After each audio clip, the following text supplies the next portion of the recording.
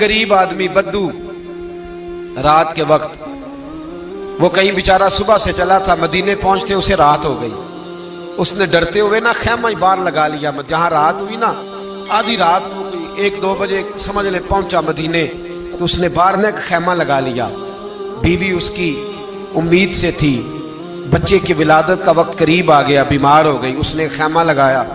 बीवी अंदर है, हजरत उमर फारूक गश्त पे थे रात को, साथ एक गुलाम था।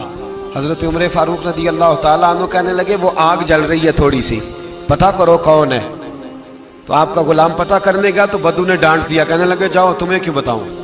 हजरत उमर खुद गए, कहने लगे मुसाफिर भाई बता तो सही। कहने लगा जी छोड़े, मैं आपको क्यों बताऊं, मैं कौन हूं, कैसे आया हूं। फरमाया खैमे के अंदर से कराहने की आवाज आती, कोई दर्द से चीख रहा है, बता हमें बात क्या है। कहने लगा जी मैं फलां बस्ती फलां इलाके का एक गरीब हूँ, अमीरुल मोमिनीन उमर फारूक से मिलने आया हूँ और रात हो गई है तो यहाँ खैमा लगाया है, सुबह मैं उनसे मिल के चला जाऊंगा। तो रात को तकलीफ देना पसंद नहीं किया, तो मेरी बीवी उम्मीद से थी, अब बच्चे की विलादत का वक्त करीब है, पास कोई नहीं। हजरत उमर कहने लगे तू ठहर, मैं अभी आया। चेहरे पे नकाब है, उसे बताया नहीं मैं ही अमीरुल मोमिनीन। उमर दौड़े गए, अपनी जौजा से कहने लगे अगर तुझे बहुत बड़ा अजर मिल रहा हो तो हासिल करेगी। क्या करूंगी। तो कहने लगे चल फिर मेरे साथ, बहुत बड़ा अजर है। एक दोस्त के यहाँ विलादत का वक्त है, जरूरत की चीजें साथ ले लो। उस औरत ने थोड़े दाने ले लिए, घी ले लिया। हजरत उमर से कहने लगी लकड़ियां इकट्ठी कर ले। अमीरुल मोमिनीन, काउंसलर की बात नहीं बता रहा आपको, मैं आपको एमपीए की बात नहीं बता रहा, एमएनए की बात नहीं बता रहा, जो 10 गांव को मिला के चेयरमैन बना उसकी बात नहीं बता रहा, उसकी बात बता रहा हूं जो 22 लाख मुरब्बा मील का हुक्मरान है। उसकी बात बता रहा हूं जो गली से गुजरे तो शैतान रास्ता ही बदल जाता है। उसकी बात बता रहा हूं जिसके बारे में मेरे मुस्तफा करीम सल्लल्लाहु ताला अलैहि वसल्लम ने फरमाया मेरा उम्र तो वो है कि 950 साल हजरत जिब्रील भी इसकी शान बयान करे तो अजमत खत्म नहीं होती। इतना बड़ा शख्स। हजरत उमर ने लकड़ियां इकट्ठी की, ईंटों का रोड़े लेके चूल्हा बनाया, पहुंच गए। आपकी जौजा कहने लगी ये थोड़े दाने डालने, घी डालने और एक लकड़ी लेके इसको हिलाएं, तैयार करें। खुद जौजा अंदर चली गई, हजरत उमर बाहर पकाने लगे। वो बद्दू कहता है मैं इस तरह का उनके साथ बिहेव करने लगा जैसे को किसी चौकीदार के साथ नहीं करता। मैंने समझा ये उमर ने चौकीदार रखे आने जाने वाले मेहमानों का। मैं कभी पानी का प्याला मांगता, कभी कोई बात, उमर दौड़े जाते, कभी पानी लाते। ओ मुसलमानों, ओ मेरे रसूल के गुलाम अजीजो, हजरत उमर फारूक। वो गुलाम कहता है मैं उमर से कहता, मैं कहता गुलाम पानी ला, तो उमर दौड़ के पानी लाते। मैं कहता तुझे घी पकाना भी आता है, पहले भी कभी पकाया है?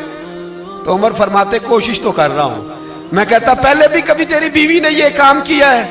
तो हजरत उमर कहने लगे मुझे याद नहीं, पूछ के बताऊंगा।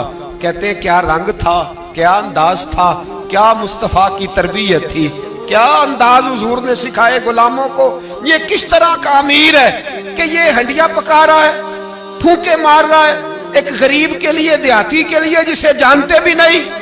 अंदर उस शख्स की बीवी के यहाँ बेटा पैदा हुआ तो हजरत उमर की बीवी अंदर से बोल के कहने लगी अमीरुल मोमिनीन मुबारक हो, आपके दोस्त के यहाँ बेटा पैदा हुआ है। जब कहा ना अमीरुल मोमिनीन मुबारक हो, तो वो शख्स कहता है मेरे हाथ कांपने लगे और मैं इस तरह दौड़ा कि मेरी पगड़ी गिर गई।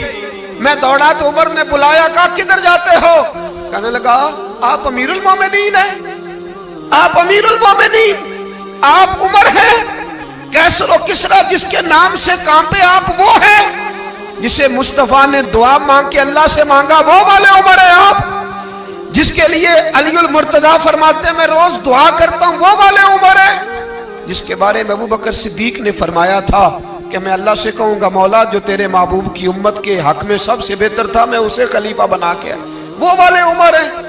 उमर अमीरुल मोमिनीन की बीवी वो तो खातून अव्वल होती है, वो तो मलका होती है, और तेरी बीवी दाई बनकर एक गरीब के बच्चे के पास बैठी रही विलादत के वक्त। उमर अमीरुल मोमिनीन होके तेरी दाढ़ी सारी धुएं से भर गई तो ड्यूटी करता रहा।